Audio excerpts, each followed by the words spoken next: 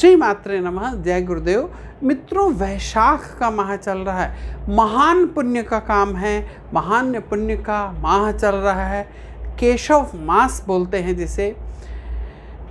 इस समय में जो भी बच्चे एग्ज़ाम दे रहे हैं उनके लिए एक ज़बरदस्त प्रयोग है जो बहुत से हमारे ग्रंथों में उपलब्ध है और महान संतों द्वारा बताया गया ये प्रयोग मैं आपके लिए लेके आया हूँ। आपने गौ माता आपके घर के पास आती हैं, आपने देखा है गौ माता को आप रोटी खिलाते हैं, घर के लोग कुछ ना कुछ पहली रोटी गौ माता को खिलाते हैं। लेकिन गौ माता के सींग, गाय के सींग जो होते हैं ना, गाय के सींग के जो ऊपर वाला भाग होता है, टिप होती है, इसका जो तुलना है वो कैलाश पर्वत से की गई है। तो जो भी बच्चे जो बड़े एग्ज़ाम्स देने बैठ रहे हैं, नीट का एग्ज़ाम देना है, IITs करना है, PET देना है, इस टाइप के बड़े कॉम्पिटिटिव लाखों की संख्या में जहाँ बच्चे बैठ रहे हैं, वैसी अगर एग्ज़ाम देना है तो आप गौ माता के सींग, दोनों सींगों के ऊपर वाला जो भाग है, टिप वाला जो भाग है, ये वाला जो भाग, इसके ऊपर में शहद लगा दें। दोनों पहले सींगों में शहद लगा दें। गौ माता को कुछ खिला दें, रोटी खिला दें, मीठा खिला दें, गुड़ खिला दें।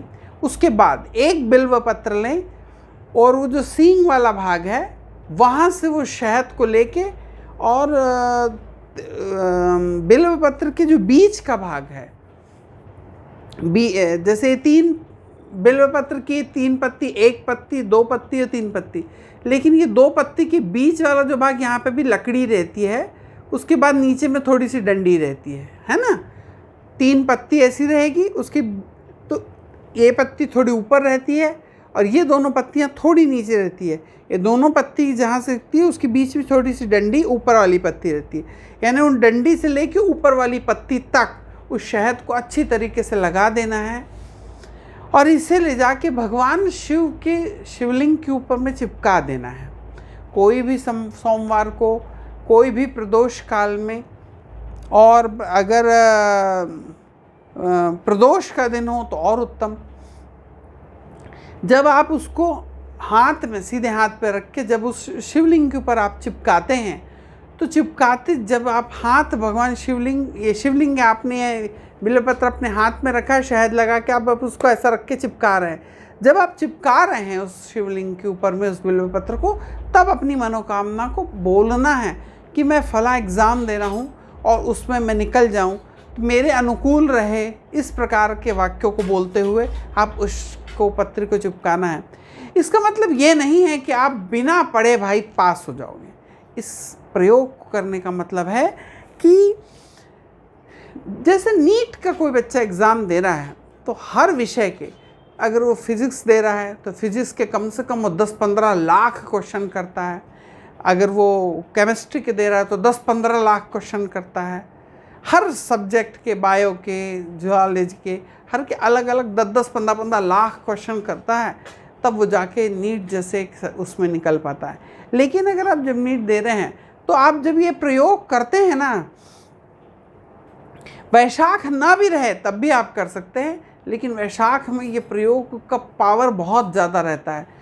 तो आपके सामने में वह प्रश्न, मेहनत आपको करना ही है, इसको घर में बैठ के आप उसको पा नहीं सकते, लेकिन कौन सा क्वेश्चन आएगा, कौन सा हमने जो याद किया है, या एट ए टाइम हम, कभी ऐसा होता है कि हमको वो प्रश्न हमने किए हैं पर हमको उसके आंसर्स याद नहीं आते हैं। तो ऐसे वक्त में जब आप ये प्रयोग करते हैं तो ऐसे क्वेश्चंस आते हैं, या ऐसा क्वेश्चन आपके सामने पेपर में आता है कि जिसमें आपको आंसर्स बहुत अच्छे से याद रहती है, आप उसको सॉल्व कर सकते हैं। आपको कहीं ना कहीं से सॉल्व करने का दिमाग में आइडियाज आ जाएगा, याद आ जाएगा, और आप उसको तो उससे ज़्यादा मार्क्स ऑब्टेन कर सकते हैं, जिस पे सफलता की सीढ़ियाँ आप ऊपर धीरे चढ़ सकते हैं। बहुत ज़बरदस्त प्रयोग हैं, इसे करे ही डालें, करके देखते हैं वाला ना करें, कर ही डालें। इससे देवी शक्ति का जो स्वरूप है, देवी शक्ति यानी माँ जगदम्बा की जो ऊर्जा है वो आपको मिलती है। जब शक्ति का संचार आपके पास में होगा तो आप जान सकते हैं जिसके पास ताकत है, दम है, और वहाँ पे अधिक की जय, वहाँ पे पावर जिसके पास है उसकी विजय होती है। तो सही समय पे सही उत्तर याद आ जाए, at the point presence of mind आपका काम करने लग जाए, उसके लिए बहुत ज़बरदस्त प्रयोग है। हर बच्चे से ये प्रयोग कराना चाहिए जो कॉम्पिटिटिव एग्ज़ाम या बड़े एग्ज़ाम देने जा रहा है।